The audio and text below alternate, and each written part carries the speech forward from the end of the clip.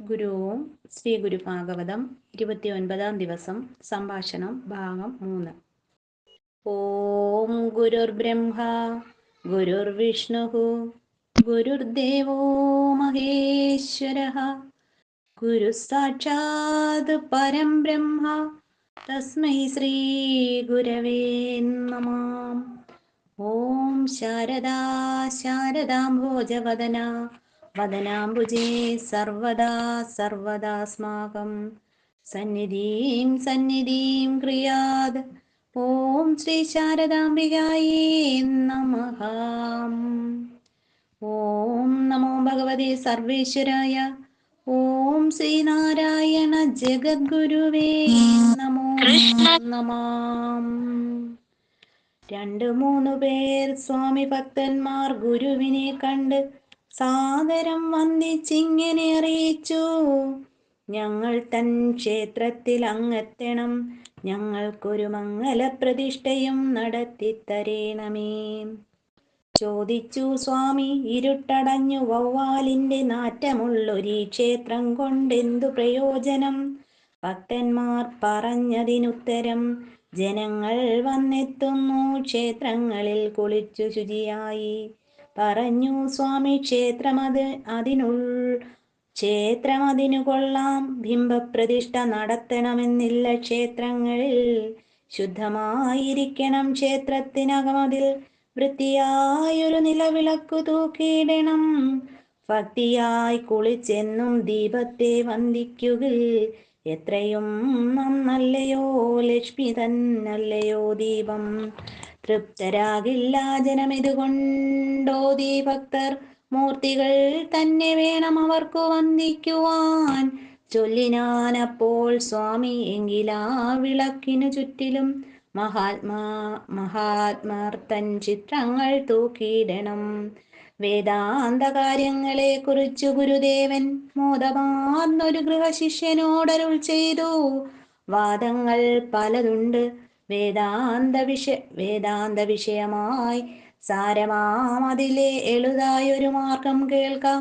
ഒരു വസ്തുവെ നമ്മൾ സൂക്ഷ്മമായി പിരിച്ചു കൊണ്ടിരുന്നാൽ അവസാനം വസ്തുവില്ലാതെയാകും. ഉള്ള വസ്തുക്കളെല്ലാം പിരിക്കത്തക്കതത്രേ, ഉള്ളതായി അവശേഷിക്കുന്നതു തോന്നൽ മാത്രം. കാൺമതൊക്കെയും അറിവൊന്നുതാൻ, അതല്ലാതെ ഉണ്മയായൊന്നും തന്നെയില്ലീ പ്രപഞ്ചത്തിൽ. നിശ്ചലമായ ജ്ഞാനം വെളിച്ചം പോലെ തോന്നും, ഉജ്ജ്വലിപ്പതീ അറിവിതുതാൻ ശേഷിക്കുന്നു. സ്വാമിയും ഒരു പത്രാധിപരും തമ്മിൽ ക്ഷേത്ര സംബന്ധമായ സംഭാഷണങ്ങൾ നടന്നപ്പോൾ പറഞ്ഞു പത്രാധിപർ: ക്ഷേത്രം ആവശ്യമില്ലെന്ന് അരുൾ ചെയ്യുന്നു ബഹുജനങ്ങൾ അധികവും, വേണ്ടതാണെന്നും ക്ഷേത്രം. പറഞ്ഞു സ്വാമി: പക്ഷേ കൊണ്ടുപോകണം വേണ്ട വിധത്തിൽ ക്ഷേത്രങ്ങളെ. വൃത്തിയായി സൂക്ഷിക്കണം ക്ഷേത്രങ്ങളെങ്കിൽ പരിശുദ്ധരായി ജനമെത്തും നിത്യവും ആരാധിപ്പാൻ. ശുദ്ധവായുവെ ശ്വസിച്ചിടുവാൻ സാധിക്കുന്നു, സദ്വിചാരങ്ങൾ ദൈവചിന്തയും ഉണ്ടാകുന്നു. ക്ഷേത്രത്തിൽ നിരാഹാരവ്രതത്തെ പൂണ്ടു ചിലർ ഗാത്രശുദ്ധിയും മനഃശാന്തിയും വരിക്കുന്നു. വിശ്വാസം മൂലം ചിലർക്ക് ആശ്വാസം ലഭിക്കുന്നു, ആശ്വാസം വിശ്വാസം പോലിരിക്കുമെന്നേയുള്ളൂ. ക്ഷേത്രത്തെ ചൂണ്ടിക്കാട്ടിക്കൊണ്ടു പിന്നെയും സ്വാമി ക്ഷേത്രകാര്യത്തെ കുറിച്ചിങ്ങനെ ഓതിയിടിനാൻ: ക്ഷേത്രത്തിൻ ചുറ്റും നല്ല പൂന്തോട്ടമുണ്ടാകണം, വൃക്ഷങ്ങൾ വെച്ച് ചുറ്റും തറകൾ കെട്ടിയിടണം.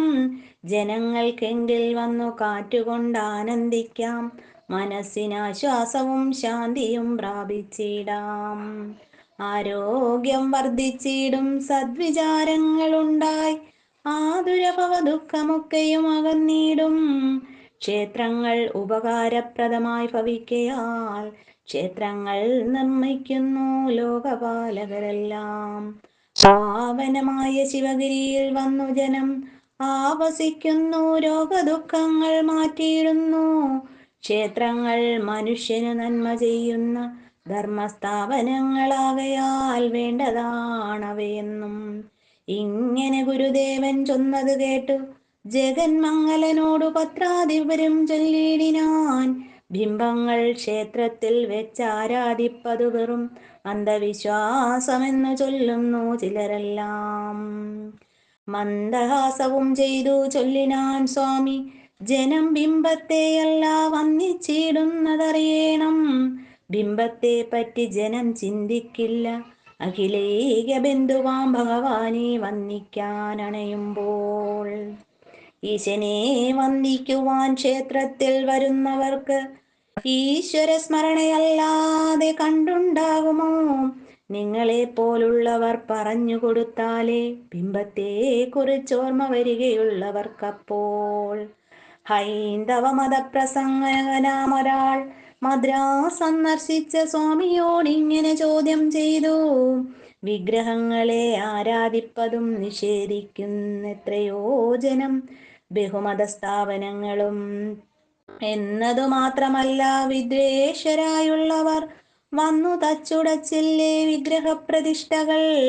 വിഗ്രഹത്തിൽ ആവസിച്ചിരുന്ന ദേവനന്ന് വിഗ്രഹന്താക്കളോടൊന്നുമേ ചെയ്തില്ലല്ലോ. സൽഗുരുവരൻ സ്വാമി ശാന്തനായി അരുൾ ചെയ്തു, സർവവ്യാപിയാം ദൈവം ഹൃദയത്തിലുണ്ടല്ലോ. ഓം നമോ ഭഗവതേ സർവേശ്വരായ. ഓം ശ്രീനാരായണ ജഗദ്ഗുരുവേ നമോ നമഃ. ഓം ശ്രീനാരായണ പരമഗുരവേ നമഃ.